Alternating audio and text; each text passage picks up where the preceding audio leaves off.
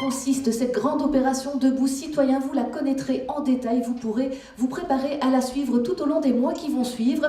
Nous ne serons pas seuls, on remercie déjà évidemment la Cité Miroir de nous accueillir, mais on ne le voit pas encore ici, il est en coulisses, il est avec nous. Pierre Kroll, bien entendu, nous accompagne et dessinera ce que lui inspirera cette manifestation, cette séance inaugurale de Debout Citoyens. Voilà, cette opération Debout Citoyens, et c'est par là que nous allons démarrer. Évidemment, il y a un début à chaque chose, et le début ici c'est une histoire, c'est la grande histoire avec quelques repères chronologiques dont le hasard fait que cette année nous commémorons les anniversaires. Rappel contextuel, historique, avec un professeur d'histoire contemporaine bien connu ici à Liège, c'est Philippe Rax. Le collège provincial a épinglé une série d'événements à travers les siècles qui ont des résonances à travers la mémoire, même si les contextes historiques sont très différents les uns des autres. Il y a la Charte des libertés de Huy, la paix de Fex, là nous sommes au Moyen-Âge. Il y a la Convention collective du travail, la première à Verviers en 1906. Il y a le traité belgo-italien en 1946 pour l'immigration.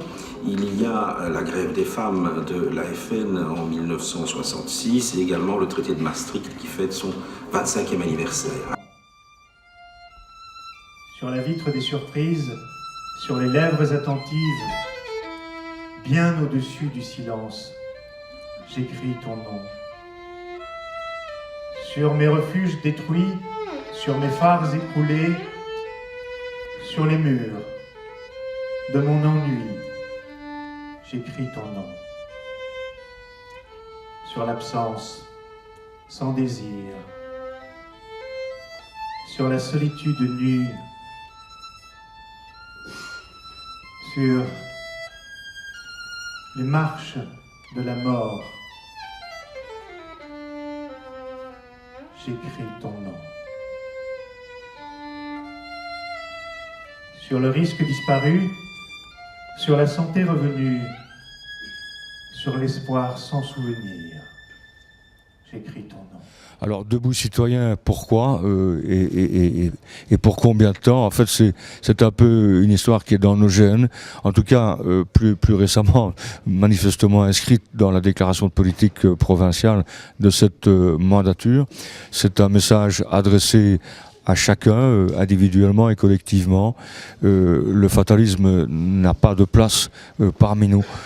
À travers ces commémorations, des dates clés dont il se fait que c'est l'anniversaire en 2016, c'est l'occasion de se rappeler que nous avons des valeurs communes, que nous avons eu l'opportunité, est-ce que les anciens, nos aïeux, étaient-ils mieux armés que nous? Je ne le pense pas, et pourtant ils se sont dressés et ils ont apporté chacun une petite pierre à l'édifice sur le chemin du progrès par rapport à l'expression de la dignité humaine. C'est un chemin de liberté qui est difficile, qui n'est pas tracé, que chaque génération doit tracer lui-même, qui est toujours à reconquérir.